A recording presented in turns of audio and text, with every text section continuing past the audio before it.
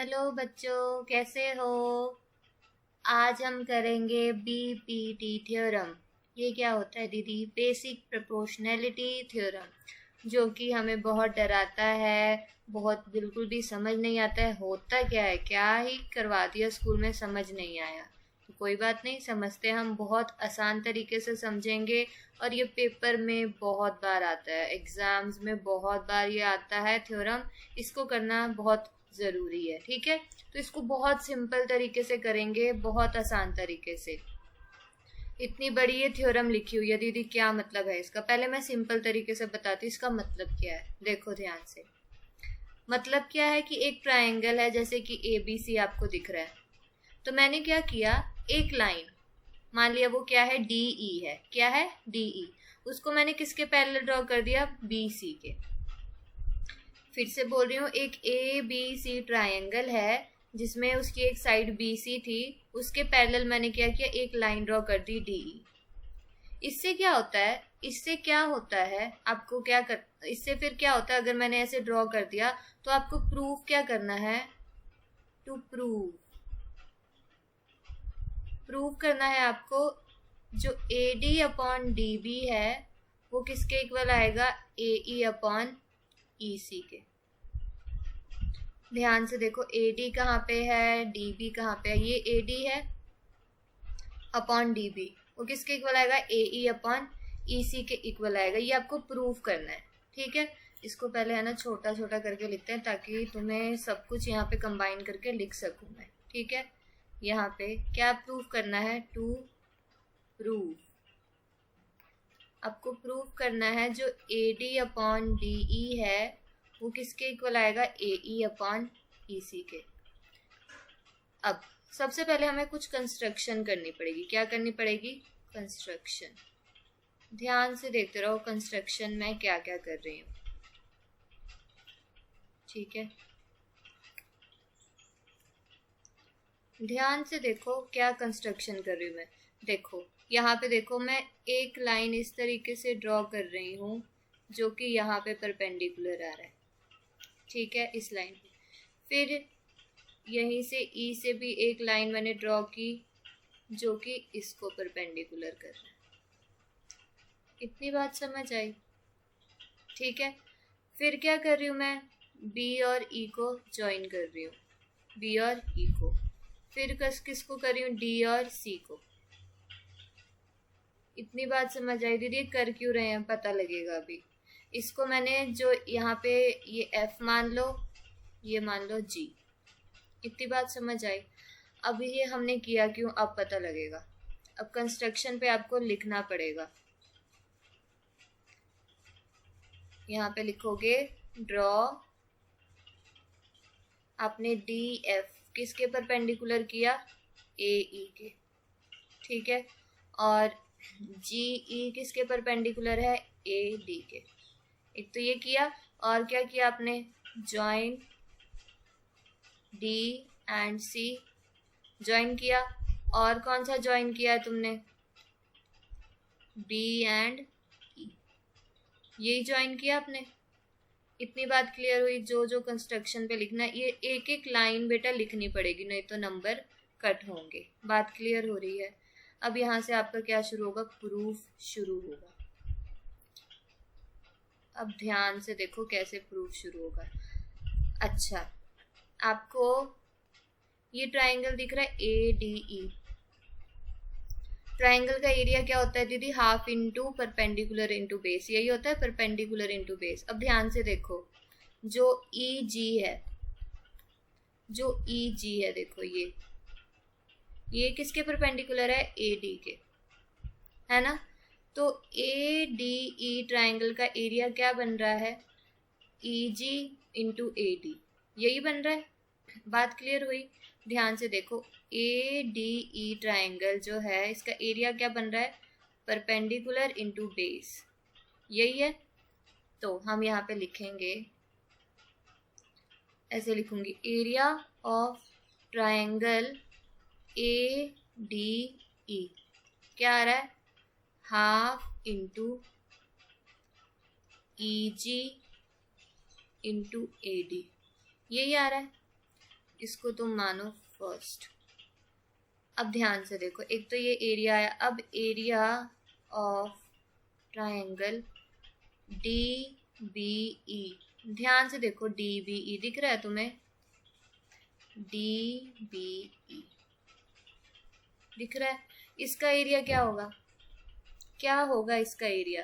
दीदी इसका भी एरिया यही होगा, perpendicular base into perpendicular. Perpendicular इसका कहाँ पे है? परपेंडिकुलर ये है। क्या है दीदी? ये कैसे हो गया इसका परपेंडिकुलर? क्यों?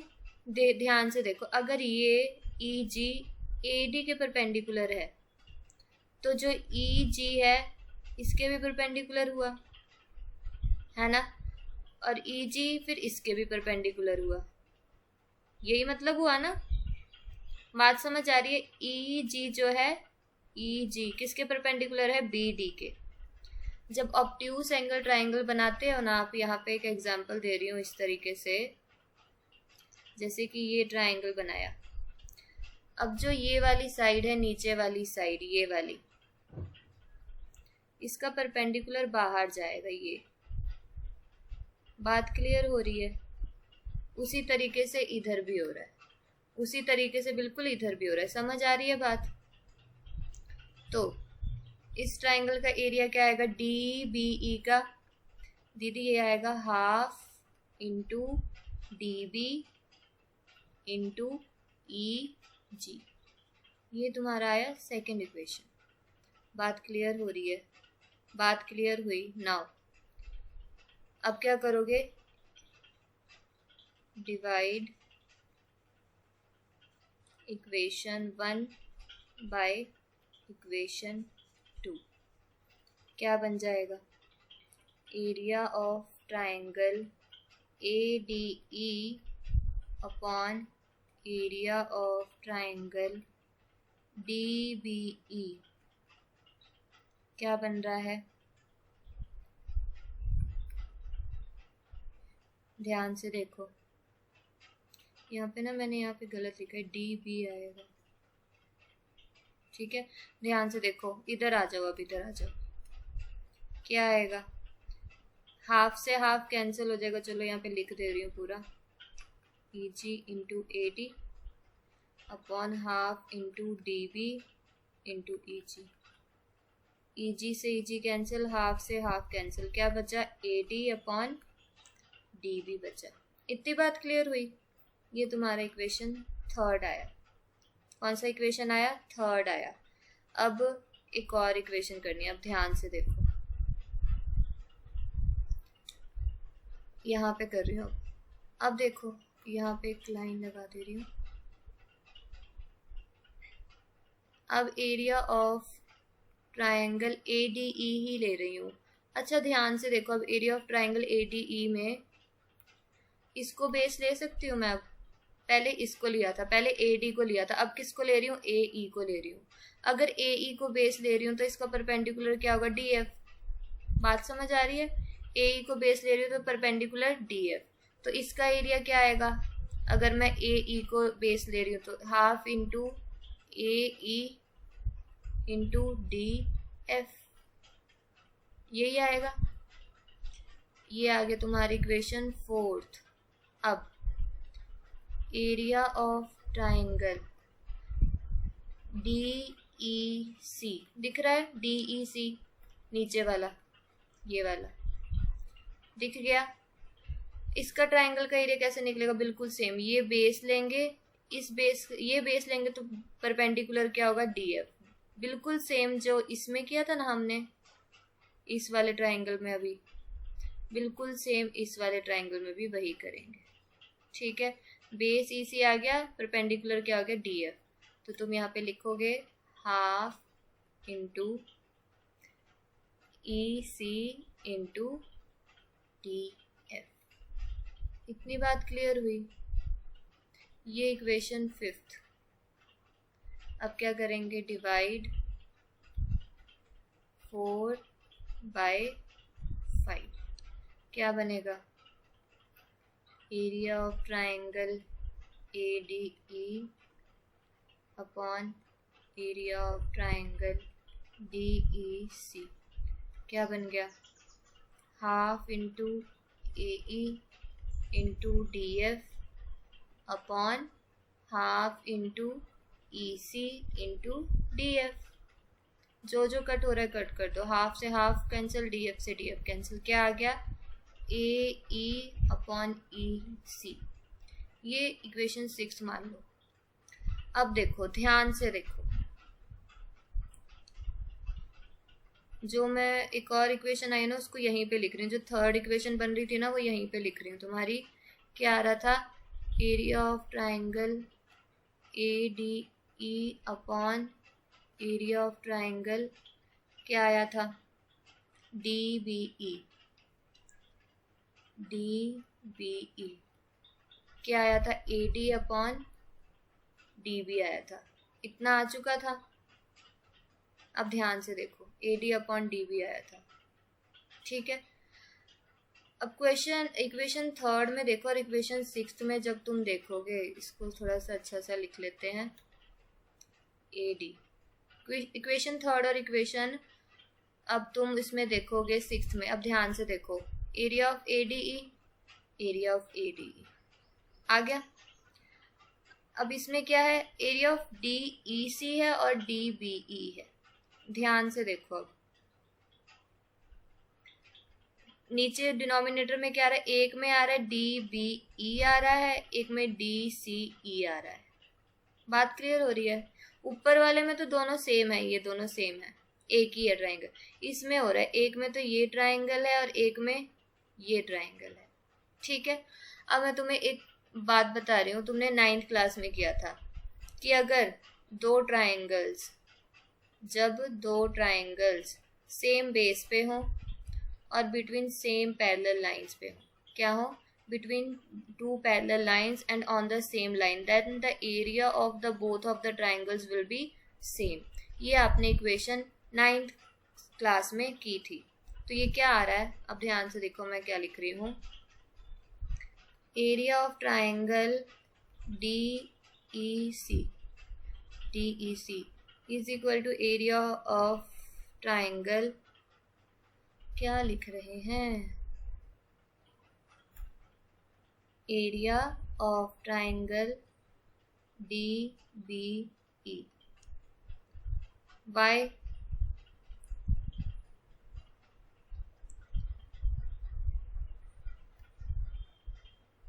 आप लिखोगे यहाँ पे, क्या लिखोगे,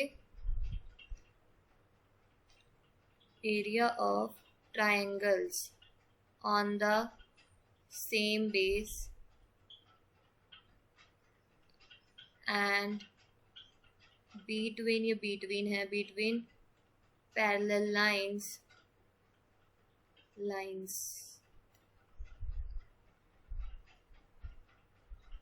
parallel lines are always same. बात क्लियर हुई। अब ध्यान से देखो, जब तुम्हारा ए डी ई के इक्वल है, इक्वेशन 6 और इक्वेशन थर्ड को अब देखो, ए डी के इक्वल है ही, और मैंने अभी डी ई सी को डी बी ई के इक्वल कर दिया, तो जो इक्वेशन 6 है इक्वेशन थर्ड के बिल्कुल सेम नहीं आ गई, आ गई ना, आ गई ना। अब ध्यान से देखो मैं क्या लिख रही हूँ यहाँ पे, from equation third and 6th हमें क्या कंक्लूजन निकला कि जो एरिया ऑफ ट्राइंगल है ए डी ई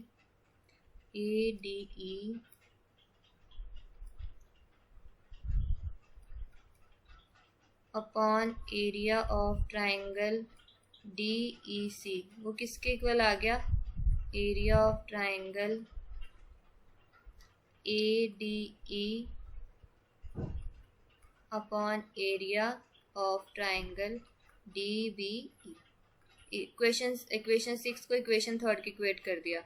अगर ये लेफ्ट साइड, इनके दोनों के लेफ्ट साइड इक्वल हो रहे हैं तो राइट साइड भी इक्वल होंगे, ये भी इक्वल होंगे, है ना, ये भी इक्वल होंगे। तो क्या आ रहा है, ए डी अपॉन डी बी क्या आ रहा है, ए ई अपॉन ई सी आ रहा है,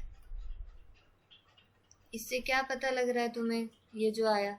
अब ध्यान से देखो इधर, अब देखो तुम्हारा आंसर ही आ गया, AD/DB AE/EC। यही तो प्रूफ करना था।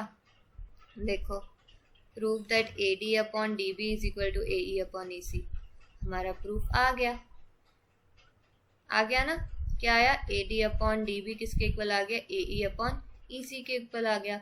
तो तुम्हारा क्या लिखोगे यहाँ पे नीचे? हेंस प्रूफ, जो भी लिखते हो। ठीक है, बात क्लियर हो गई, बात समझ आई, क्लियर हुआ? इसको बार बार देखना, क्वेश्चंस को बार बार जब देखोगे, तुम्हें बार बार इस वीडियो में देखोगे, तुम्हें समझ आएगा कि कैसे ये AD/DB के आगे AE/EC के इक्वल आ गया। ठीक है, चलो, ओके, बाय।